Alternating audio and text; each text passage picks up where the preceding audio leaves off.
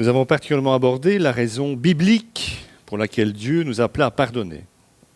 La raison qui est en rapport avec sa personne à lui, à savoir qu'il est comme ça, qu'il est amour et donc pardon.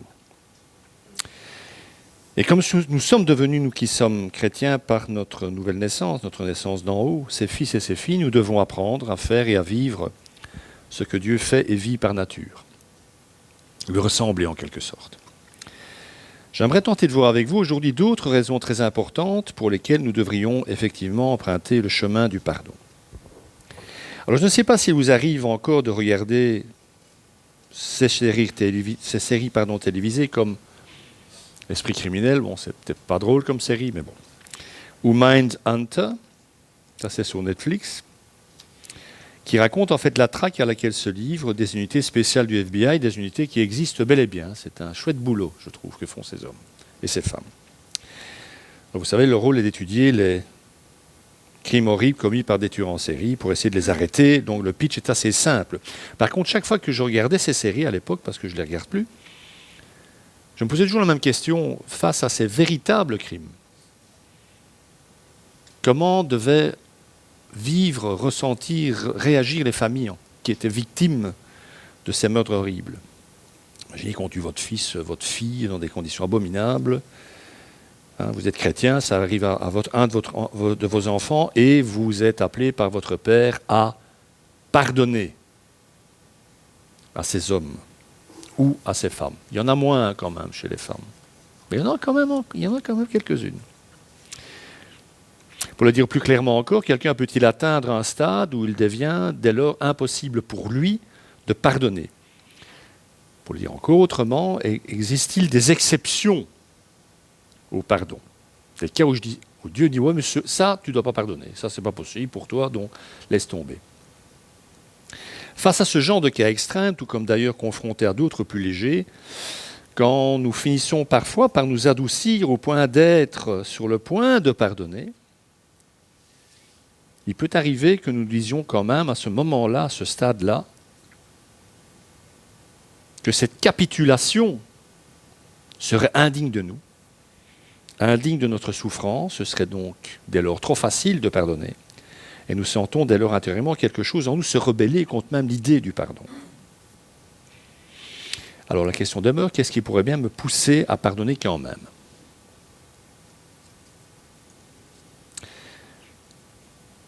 Dieu pardonne, je l'ai dit la semaine passée, nous sommes donc appelés à pardonner comme lui. Mais nous savons aussi que le fait de savoir que Dieu me pardonne ne suffit souvent pas, dans l'expérience, dans la pratique, pour que j'applique le même principe à celui ou celle qui m'a fait du mal. Alors, si vous me dites après, oh, mais tu sais, moi c'est évident, ok, tant mieux, hein, mais pour 99,9% des hommes et des femmes de cette planète, pardonner, ça reste quand même un chemin difficile. De plus, rappelons-le quand même, c'est important, les chrétiens n'ont pas le monopole du pardon, hein, des non-croyants aussi pardonnent. Et là, la question est encore plus profonde. Où est-ce qu'ils vont chercher cette capacité à pardonner? Pas en Dieu, forcément. Je pourrais par exemple citer le cas de cet homme qui, à ma connaissance, se dit athée, dont la femme a été tuée lors des attentats du Bataclan à Paris, et qui, dès le départ, a décidé, je le cite, il en a fait même un livre, « Les terroristes n'auraient pas sa haine ». Il a dit « Ils n'auront pas ma haine », c'est le titre de son livre. Il lui avait pris sa femme, il ne lui prendrait pas sa vie. C'était son chemin à lui. Bravo, hein, franchement, bravo. Donc ces gens, ces hommes, cet homme ne peut pas s'appuyer sur le rapport à Dieu. Alors pourquoi des croyants et des non-croyants choisissent-ils cet acte anormal de pardonner? Nous pouvons, je pense, identifier deux raisons que je qualifierais de pragmatiques. Et plus j'y réfléchis, plus j'y perçois une forme de logique fondamentale.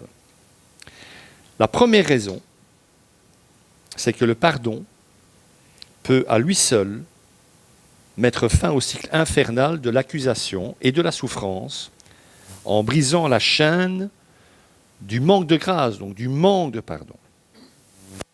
Dans le verbe grec, un peu de grec, aphiemi, qui signifie pardonner dans le Nouveau Testament, et qu'utilise Jésus lorsqu'il parle du pardon signifie littéralement jeter au loin, se libérer, relâcher quelqu'un en fait. Pourtant, même les chrétiens les plus convaincus choisissent parfois, sans même le savoir eux-mêmes, la voie hindouiste plutôt que celle que Jésus emprunte lorsqu'ils sont confrontés à la nécessité de pardonner. Nous sommes parfois hindouistes sans le savoir.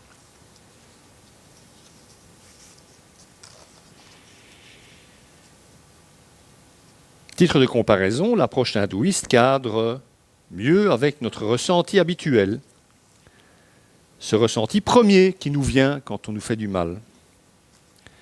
Je fais allusion ici à la doctrine dite du karma, parce que la doctrine du karma, que je vais expliquer dans quelques instants, va forcément flatter beaucoup plus notre conception de la justice, qui n'est en fait pas juste du tout entre nous. Dans cette approche, l'homme passe d'une réincarnation végétale, animale ou humaine à l'autre, tant qu'il n'a pas expié ses fautes, tant qu'il n'a pas expié le mal qu'il a commis dans une de ses vies. Dans la religion hindouiste, vous revenez encore et encore sous une nouvelle forme de vie, tant que vous n'avez pas expié toutes vos fautes. Et, précision, toutes les formes de vie ne se valent pas non plus. C'est par exemple très bon signe si vous vous réincarnez en vache, puisque la vache est considérée comme sacrée en Inde. Ça ne vient pas à l'esprit tout de suite quand on voit une vache, mais si vous seriez en Inde, se réincarner en vache, c'est plutôt un plus. Ça veut dire que vous progressez vers l'état éternel où vous allez être accepté dans le tout cosmique. Donc vous allez mettre fin à vos réincarnations sans fin. En revanche, et désolé mesdames, c'est l'hindouisme. Donc remerciez le Seigneur que vous êtes chrétienne. En revanche, si vous vous réincarnez en femme, c'est que vous avez vraiment fait l'andouille dans votre vie précédente. Parce qu'en dessous de la femme, en fait, il n'y a rien, mesdames. On peut donc prier Vishnu, l'une des déesses de l'hindouisme, que celui ou celle qui nous a fait du mal passe des milliers d'années à se réincarner en femme, en punition. Vous avez au moins cet échappatoire-là quand on vous fait du mal, quand vous priez une de vos déesses. Certains érudits hindous ont même calculé qu'en accumulant les torts de différentes vies d'un homme moyennement bon, on arrivait à 6 800 000 réincarnations. C'est eux qui le disent. 6 800 000 vies pour payer ses dettes. Nous, Jésus l'a fait, une fois pour toutes. Alors, si vous voulez un exemple pratique de karma à l'œuvre, prenez 2 personnes têtues, je ne sais pas s'il en existe d'autres, et mariez-les. Elle, je n'arrive pas à croire que tu as oublié l'anniversaire de ta propre mère. Attends. N'est-ce pas toi qui es censé t'occuper du calendrier ? N'essaye pas de rejeter la responsabilité sur moi, c'est ta mère, pas la mienne. Oui, mais la semaine dernière, je t'ai dit de me le rappeler. Alors pourquoi tu ne l'as pas fait ? Mais tu es complètement cinglé, hein. C'est ta propre mère. Tu n'es même pas capable de te souvenir de l'anniversaire de ta propre mère. Oui, mais tout ce que je sais, c'est que c'était à toi de me le rappeler. Alors ce dialogue inepte, qui ne mène nulle part, mais combien répandu dans bon nombre de couples, se poursuivra indéfiniment pendant, disons, 6 800 000 cycles, jusqu'à ce que l'un des deux dise « Stop, stop, je vais briser la chaîne et la seule façon de le faire, c'est le pardon, je te demande pardon. » Même pour les cacahuètes, il faut demander pardon. Parce qu'on ne passera jamais dans les choses importantes si on n'apprend pas à dire pardon pour les cacahuètes. De toute façon, mes amis, pour le couple, c'est ça ou le divorce. On apprend à s'écouter, à se demander pardon, on divorce. On ne divorce pas, mais le résultat est le même. C'est de ça que parle Jésus lorsqu'il fait allusion à notre dureté de cœur quand les enseignants, la loi de Moïse, encore une fois, viennent essayer de le piéger en disant « Oui, Moïse nous a permis de divorcer dans certains cas, et toi, que dis-tu » Et Jésus dit « Oui, enfin, Moïse est un législateur, il vous a permis de faire ça parce que c'est un observateur social. La loi ne sert qu'à ça. Elle voit une discordance, un dysfonctionnement dans la société. Qu'est-ce qu'elle fait? Elle légifère pour éviter que les conséquences du dysfonctionnement en question ne prennent trop d'importance. Mais Jésus revient au fondamental. S'il y a des divorces, c'est à cause de la dureté de votre cœur. Vous n'êtes pas capable de vous écouter, ni de vous aimer véritablement, et de vous accueillir l'un l'autre, et de vous demander profondément pardon, en passant par le fait que vous êtes imparfait, vous êtes pécheur. On s'attendait à quoi, en fait? Que l'autre soit parfait et fasse tout à notre place?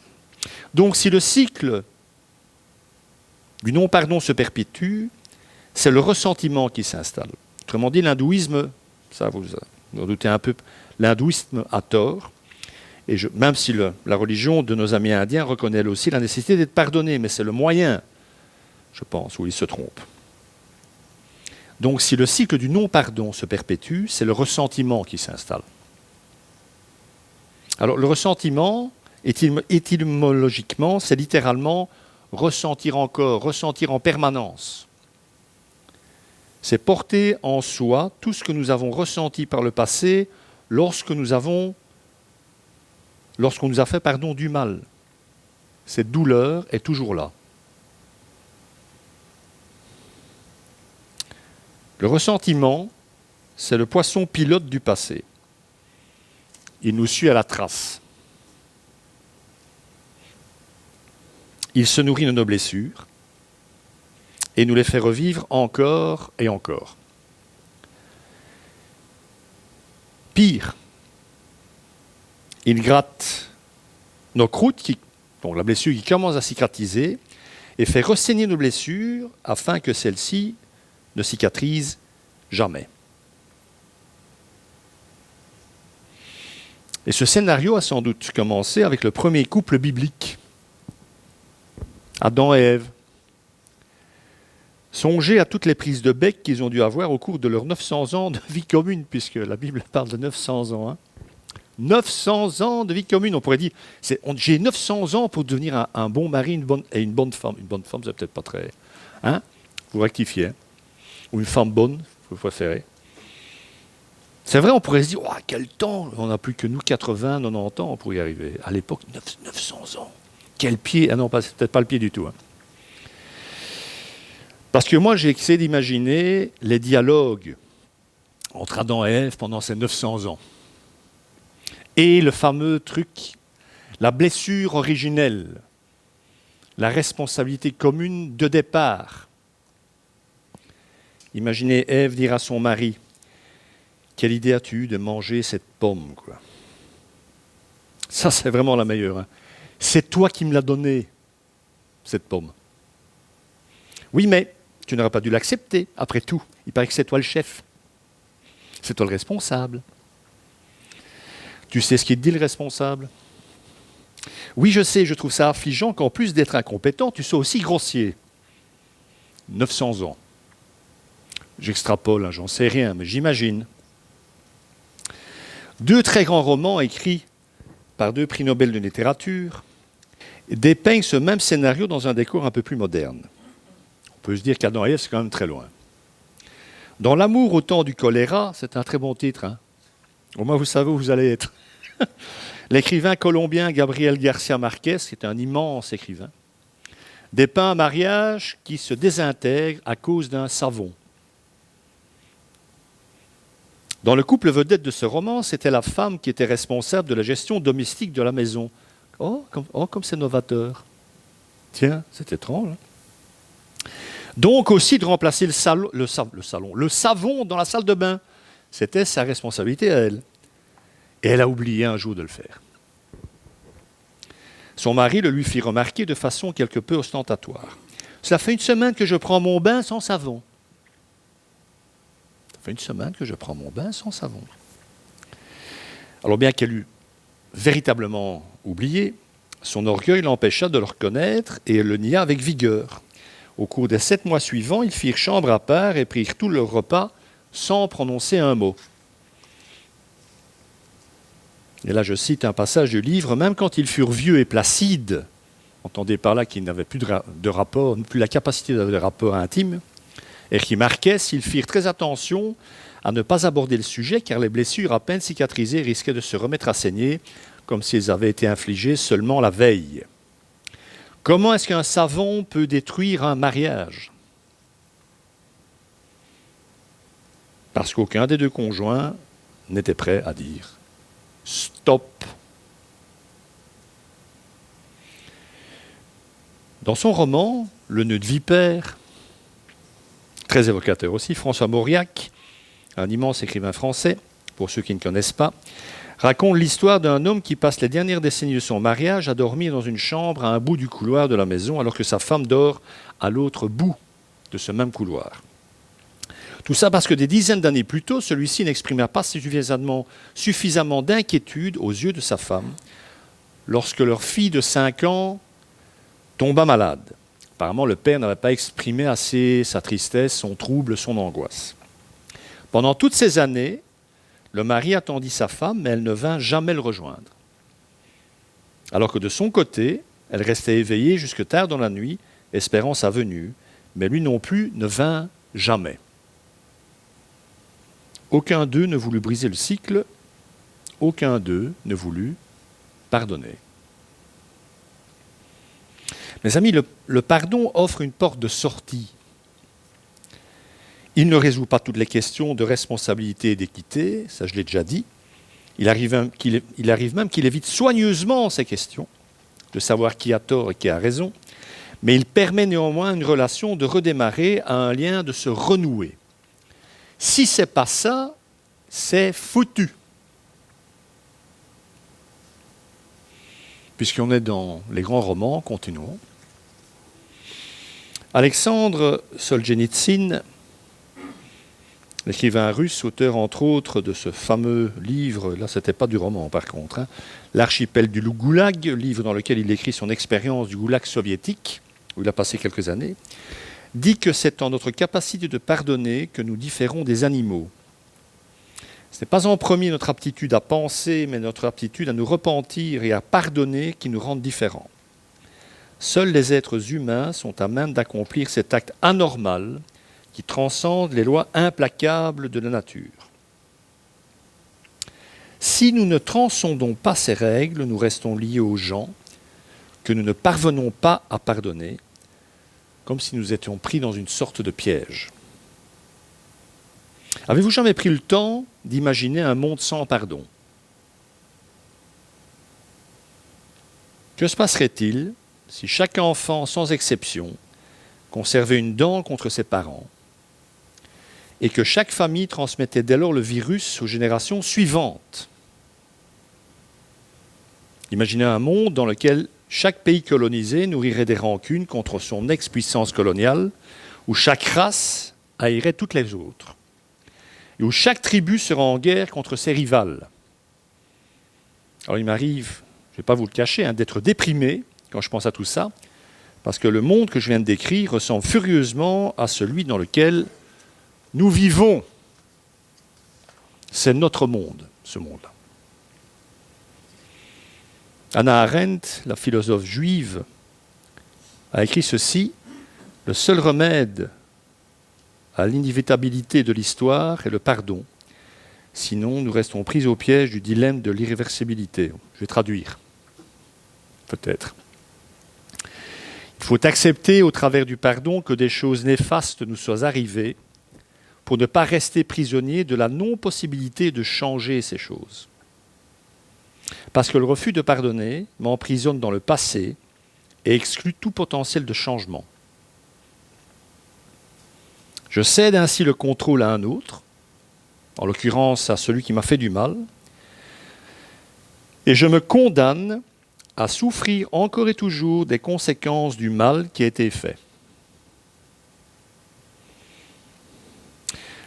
Un rabbin un jour dit une chose étonnante. C'était un rabbin allemand, un juif allemand. qui eut l'occasion, ils n'étaient pas nombreux à pouvoir émigrer en Amérique au moment où Hitler a pris le pouvoir. Et lui a senti le truc tourner. Et voilà ce qu'il dit. Avant de venir en Amérique, j'ai dû pardonner Hitler. Je n'avais pas envie de porter Hitler dans mon cœur, dans ma nouvelle patrie. J'ai dû pardonner à Hitler avant d'y aller en Amérique, parce que je ne voulais pas l'emporter avec moi là-bas.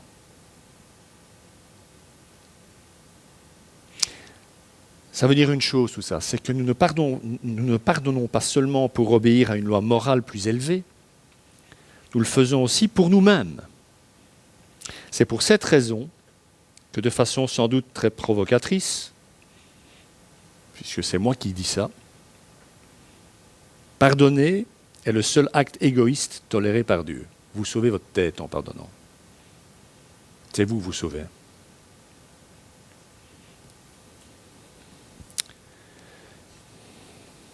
Parce que sur le sujet, voilà aussi ce qu'a dit Lewis Smedes, qui était un intellectuel chrétien. La première est souvent la seule personne à être guérie par le pardon est la personne qui pardonne. Quand nous pardonnons sincèrement, nous libérons un prisonnier et découvrons alors que celui que nous avons libéré, c'est nous.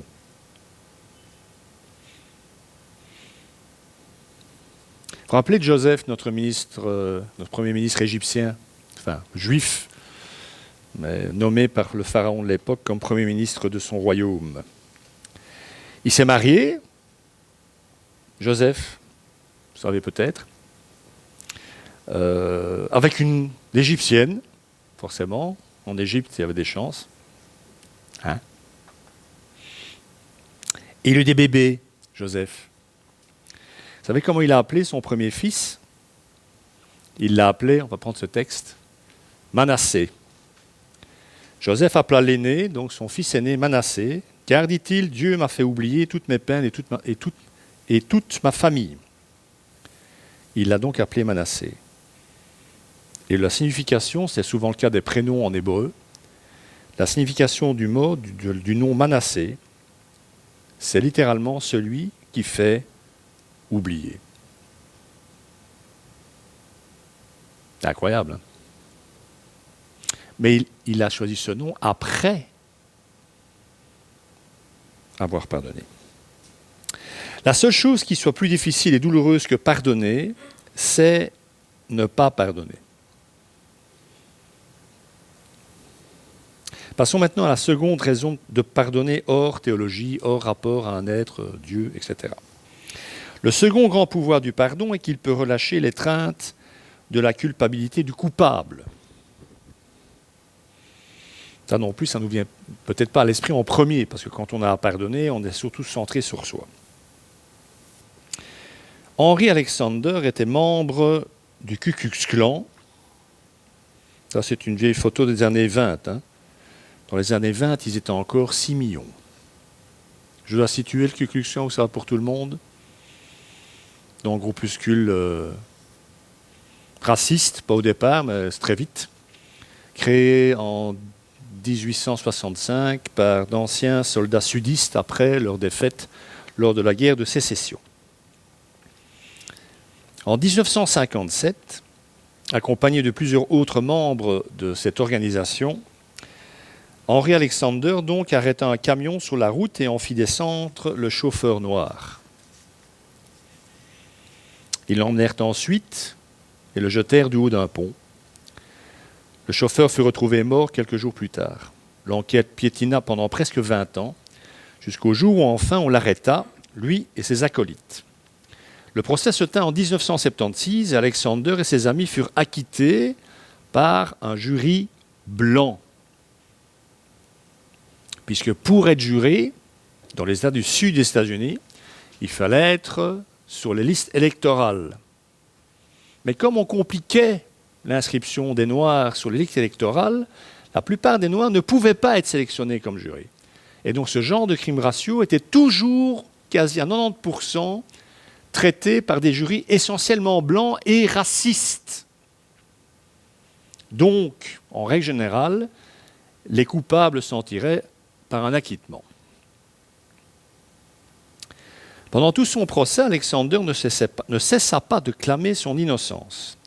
Il continua à prétendre n'avoir rien fait à ce chauffeur noir pendant encore bien des années, jusqu'à un jour de 1993, où il finit enfin par confesser la vérité à sa femme. Je ne sais même pas ce que Dieu va faire de moi. Je ne sais même pas comment je dois prier pour moi-même. Et quelques jours plus tard, il mourut. La femme d'Alexander écrivit une lettre d'excuse à la veuve du chauffeur assassiné. Cette lettre fut publiée dans le New York Times, et voilà ce qu'elle disait, entre autres. « Henri a vécu un mensonge toute sa vie, et il me l'a fait vivre aussi. » Car pendant toutes ces années, elle avait cru à toutes les protestations d'innocence de son mari. Elle y avait cru. C'était son mari. Il n'avait jamais manifesté aucun signe extérieur de remords jusqu'à ce fameux jour, mais il était trop tard pour tenter une rétractation publique. Pourtant, il n'a pas pu emporter ce secret dans la tombe, la culpabilité était trop forte. Autrement dit, pendant plus de 40 ans, cet homme a souffert de ce qu'il avait fait. Après donc 36 ans de négation violente, il avait toujours besoin de la libération que seul le pardon peut accorder. Le coupable aussi a besoin d'être libéré. Alors le plus grand roman, je ne sais pas si vous serez d'accord avec moi, je reste dans les romans, profitez. Le plus grand roman sur le pardon qui ait jamais été écrit, à mon sens, ce sont Les Misérables, de Victor Hugo. Il ne fait jamais que 900 pages. Au début du roman, Jean Valjean s'enfuit du bagne où il est emprisonné depuis 20 ans, au bagne, pour avoir volé un morceau de pain, parce qu'il avait faim. Et Hugo est un existentialiste, autrement dit, il dépeint les choses comme elles sont à son époque. Vous pouviez voler dans un bagne à l'époque, dans les années 1800, parce que vous aviez volé un morceau de pain. Un soir, il est accueilli par un évêque qui l'invite à sa table et il lui offre de passer la nuit chez lui. Pendant la nuit, Valjean vole toute l'argenterie et il prend la fuite. Sur le chemin, manque de chance pour lui, il tombe sur 2 gendarmes qui ne croient pas une seconde à son histoire d'évêque généreux lui ayant donné toute son argenterie, parce que c'est ce qui plaide. Ah, mais il m'a donné toute cette argenterie, je ne l'ai pas volée, il me l'a donnée. Comme ce sont des bons gendarmes, qui ont de l'intuition, ils disent, on va aller lui demander, on va retourner chez lui, on verra bien. Les 2 policiers décident donc de se rendre chez l'homme, en compagnie de Valjean, pour tirer l'affaire au clair, et pour le bagnard, il est clair que tout est fichu. Il va retourner au bagne. Quelle n'est pas la surprise lorsque le brave homme accueille les gendarmes et Valjean en disant « Ah, vous voilà !» Je cite le texte, « Je suis fort aise de vous voir. » Eh bien, mais je vous avais donné les chandelles en argent aussi, les chandeliers. Vous avez oublié de les prendre. Tenez, prenez encore ça. Les gendarmes s'éloignèrent parce qu'ils se disaient, l'évêque corrobore la version de cet homme, donc ils s'en vont. L'évêque reste seul avec Valjean. Et l'évêque s'approche de lui et lui dit à voix basse, « N'oubliez pas, n'oubliez jamais que vous m'avez promis d'employer cet argent à devenir un honnête homme. » Donc il repart avec l'argenterie. La puissance de ce que venait de faire l'évêque, qui défiait toute idée de justice ou de vengeance, change à jamais la vie de Valjean dans le roman. Une rencontre brutale avec le pardon a fait fondre les remparts que le bagnard avait construits autour de son cœur pour survivre à son environnement, et on peut comprendre. Le roman d'Hugo est en fait une parabole opposant 2 conceptions de la justice totalement opposées. Parce que c'est clair qu'il a beau avoir changé de vie, il devient maire d'une petite ville, il fait le bien partout où il passe, ça devient vraiment quelqu'un de très bien, Valjean. Seulement voilà, il y a un policier qui le piste, qui ne veut pas lâcher l'affaire. Ce policier, c'est Javert. Il est chargé de retrouver Valjean, et lui ne connaît aucune autre loi que celle de la justice de son temps. Pendant 20 ans, c'est beaucoup, hein, il va traquer l'ancien bagnard. Alors que l'un est transformé par le pardon pendant cette période, l'autre est consumé par la soif, par sa soif de rétribution. Il veut que Valjean paye.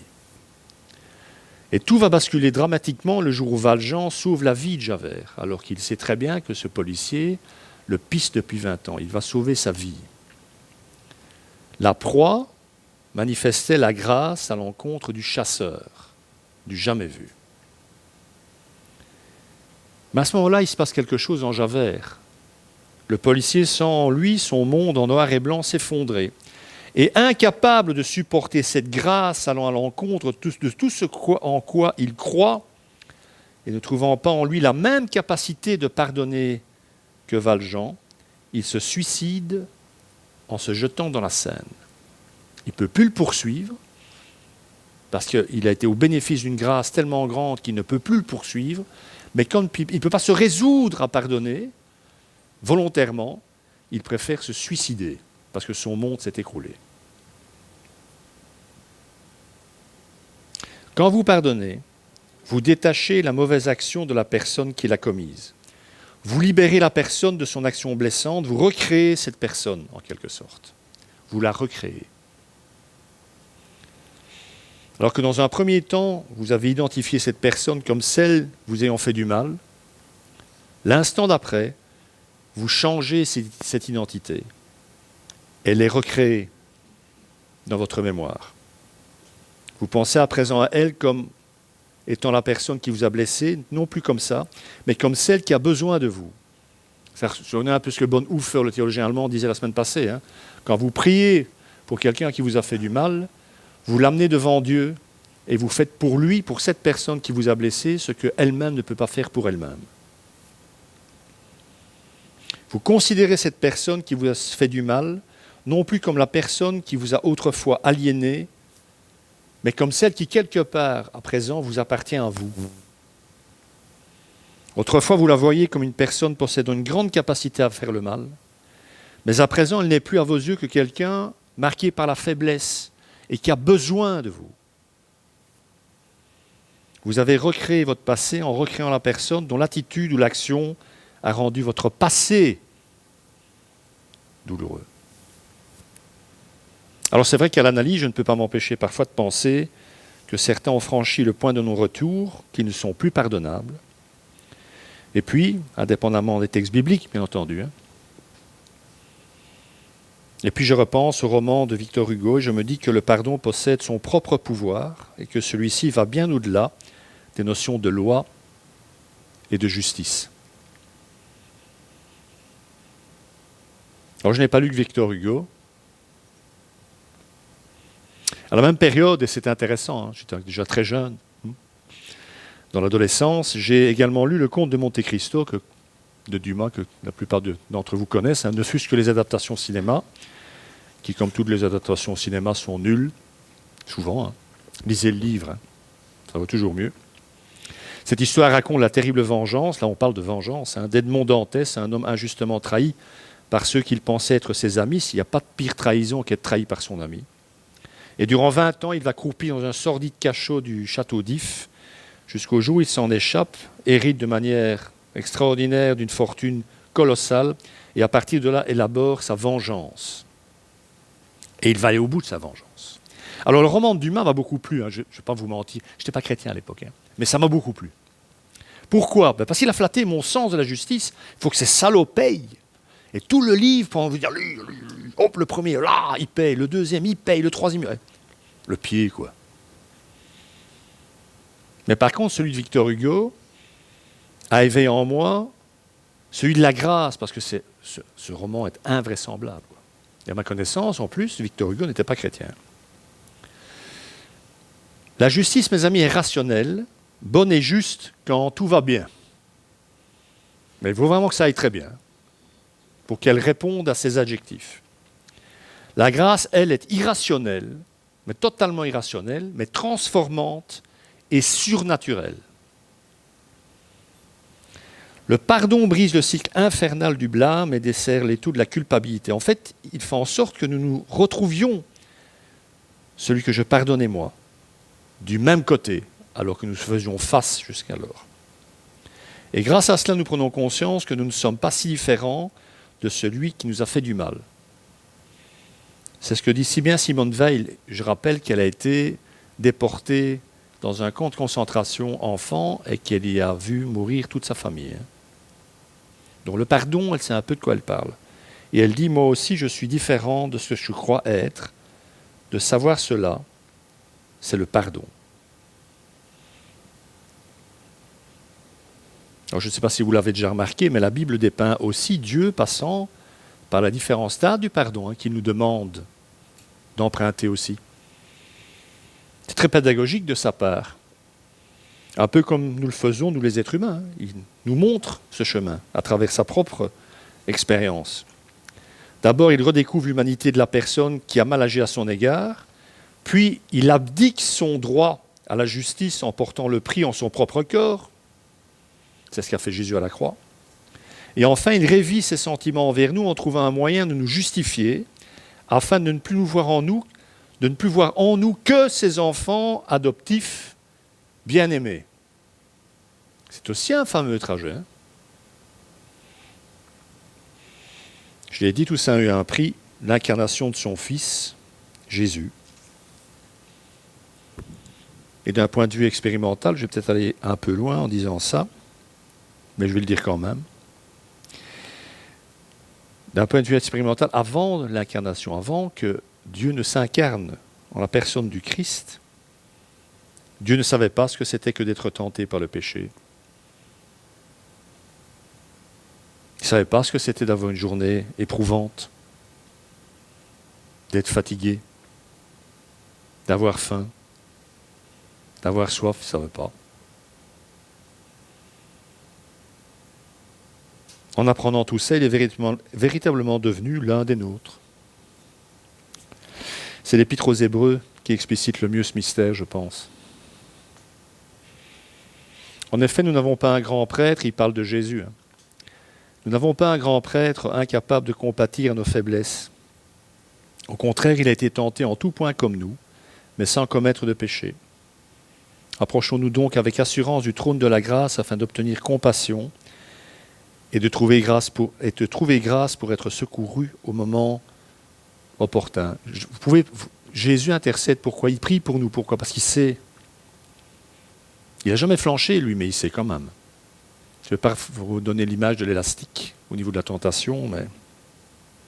Donc c'est seulement en devenant un être humain que le Fils de Dieu a pu réellement dire « Ils ne savent pas ce qu'ils font, Père. Ils ne savent vraiment pas ce qu'ils font. J'ai vécu plus de 30 ans avec eux maintenant, au milieu d'eux. Je t'assure qu'ils ne savent pas ce qu'ils font. » Ayant vécu au milieu de nous à présent, comprenez. Retenons donc ceci, et je termine. En pardonnant, nous libérons un prisonnier de ses chaînes, et ce prisonnier, c'est nous. Ça, il faut vraiment en être convaincu, parce que c'est vrai. Mais vous ne l'expérimenterez que si vous empruntez ce chemin. Mais en pardonnant, nous offrons également la possibilité à notre compagnon de cellule d'être libéré, lui aussi. Et ce compagnon de cellule, c'est celui à qui nous devons pardonner. Que le Seigneur bénisse sa parole et qu'il vous bénisse. Amen.